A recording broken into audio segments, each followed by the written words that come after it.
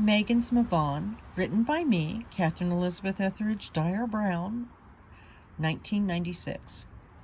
Once upon a time, there was a little girl named Meagan. She lived with her mommy and daddy, her big brother Corwin, and her beautiful cat named Starweaver. It was a cool day. The leaves had started to change color. Meagan walked home, looking at all the pretty colors. She was wearing the new sweater that her Nana had made for her. Meagan sighed. Her brother had gotten his cast off his arm, but he still didn't seem to want to play with her. Meagan wished that things would go back to the way they were before he broke his arm. Suddenly, Meagan saw a flash of color at the door to her house. She looked closer and started running. It was her best friend, Cindy. "Hey!" she called out. Cindy turned around and grinned. "Guess what?" asked Cindy. Meagan stopped by her, panting. "You haven't got a cold anymore?" Cindy giggled. "Yeah, but that's not all. My mom said that I can go with you to pick apples at Jeremy and Sybil's farm." "Yay!" shrieked Meagan. She and Cindy started jumping up and down and dancing around. She had been looking forward to picking apples, but it would be even more fun having Cindy with her, especially since Corwin wasn't paying any attention to her. The two girls went inside the house. Meagan's father smiled as they walked past him, chatting about how many apples they were going to pick. "My Nana said that she'd help teach me to make applesauce and apple butter," said Meagan. "Then we can have them for Mabon."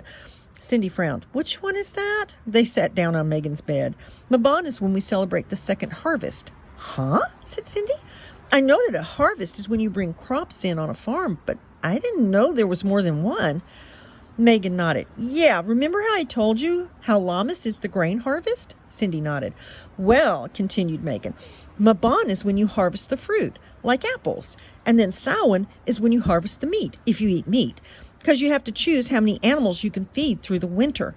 Cindy looked puzzled. "But we don't have to do that anymore." Elizabeth appeared in the doorway. "That's right, Cindy, but we still celebrate many of the holidays that our ancestors did. But Mabon is also one of the two equinoxes. That's a day when the sun is up just as long as it's down. But I didn't come in here to lecture. Would you two like to come help me make cookies for Mabon?" The girls jumped off of the bed and went into the kitchen with Elizabeth. They laid out the ingredients and began to make cookies. They rolled out the dough and used the special cookie cutters. They had a stag for the north, an eagle for the east, a lion for the south, and a dragon for the west.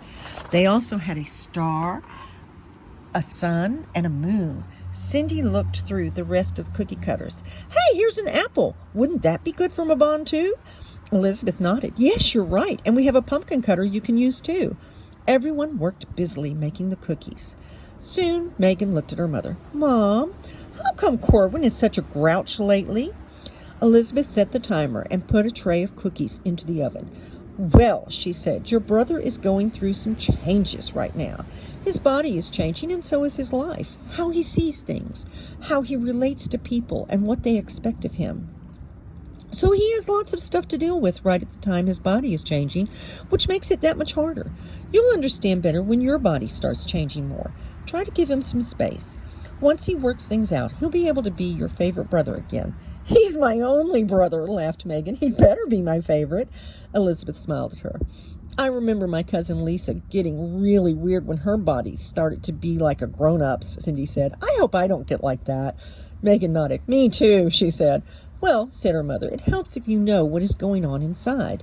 And remember, you can always go talk to a grown-up, even if it isn't me or your father. You should never try to keep everything inside. If it's inside too long, it might burn, like those cookies will if we don't get them out soon." Shortly, it was time to go to the farm to pick apples. Meagan and Cindy had a good time. They were made the official apple inspectors since they were still too young to climb the ladders. Sybil even made them buttons to wear on their coats. They checked all the apples for wormholes. The apples that didn't pass inspection went into baskets that went to the animals on the farm. Some other apples had started to rot or had other damage. They put these into another basket to go to the compost pile. When all the apples had been picked, they divided them up.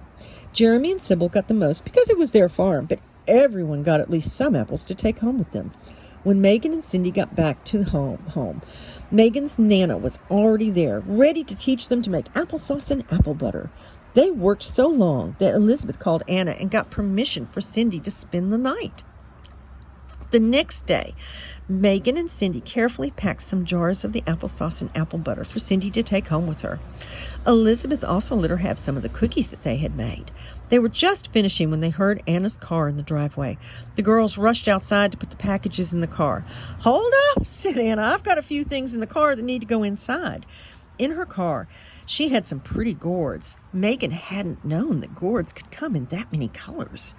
She waved goodbye to her friend and went back inside with the gourds. It wasn't very long before it was time for the Mabon celebration.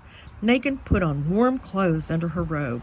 She helped lay out gourds and grapes and apples on the altar and around the circle. She felt a little better after talking to her mother about Corwin, and he wasn't acting so weird either. Someone lit the candles, and the coven members began chanting. After circle was over, Meagan wasn't very tired, so she helped clean things up. But soon she began yawning. It was time to go to bed. She picked up Starweaver and went to her room. She got ready for bed and was just about to snuggle under the blankets when Corwin put his head in the room. "Hey, sis," he said. "Sweet dreams." "You too," replied Meagan, and she went to sleep. It had been a good day.